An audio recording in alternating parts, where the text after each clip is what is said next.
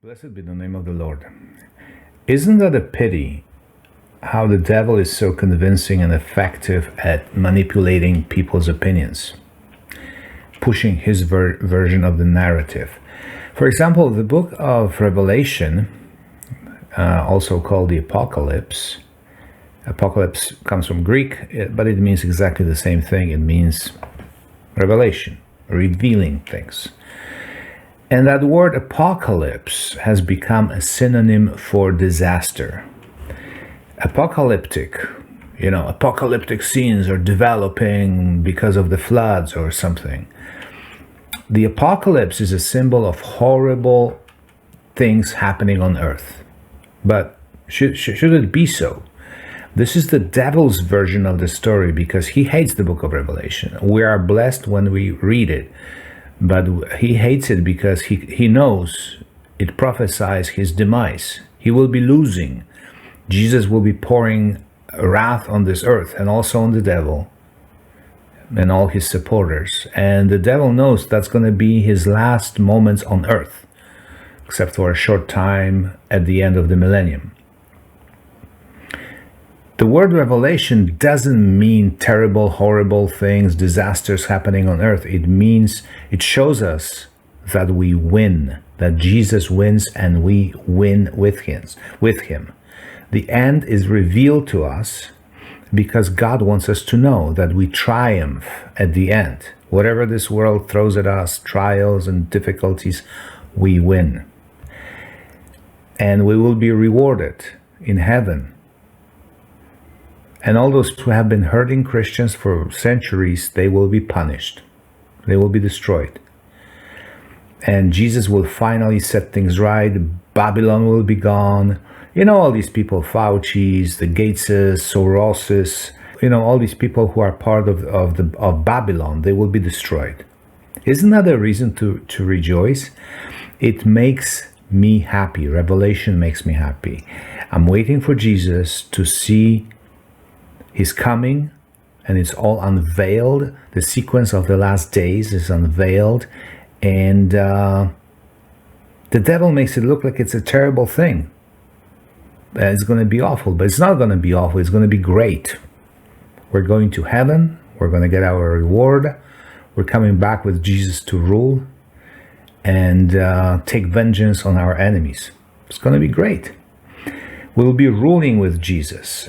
So that's number one of this whole apocalypse issue. Number two is the four horsemen. And when I say four horsemen of the apocalypse, I mean, when anybody says four horsemen of the apocalypse, we see these semi-demons on horses with coats, with these robes, and they hold scythes and sickles. And it's all bad. They're coming to destroy everything.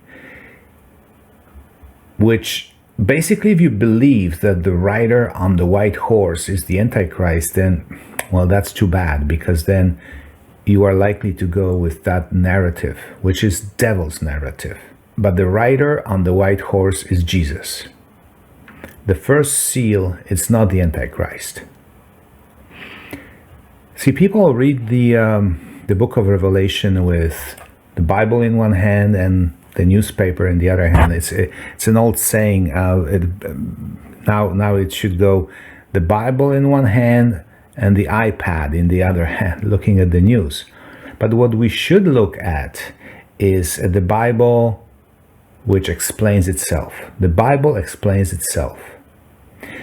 So there is an old prophecy in the book of Habakkuk describing Jesus with a bow.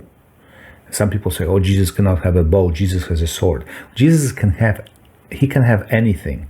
At some point in the old prophecies from the Old Testament, he even has a spear.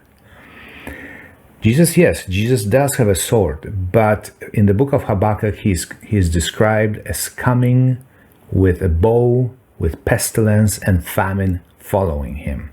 This is a prophecy predating the book of Revelation, in the book of Habakkuk. And when Jesus comes, it's not all about hugs and kisses and salvation. It's also about justice and setting things right. And that's going to be happening a lot. And it's been happening for the past 2,000 years. God rules, because, everything that happens on earth is the will of God. But the four horsemen are not terrifying demons. It is Jesus using the angels of death, famine, and pestilence to execute justice. And they are his angels. He created them, and he commands them to execute justice in this world. I mean, if death comes with Jesus and Jesus avenges his people, and death happens to one of those evil billionaires on earth right now, wouldn't that make you happy? And you don't have to kill anybody. You just pray, and Jesus executes justice using death, famine, and pestilence. So that's the main point. We should undo this whole thing that apocalypse is bad, and apocalypse revelation is great. It fills us with hope and shows us the beautiful future for all of us who put their trust in Jesus Christ. Thank you for listening. May the Lord richly bless you from Zion. Take care. Bye-bye.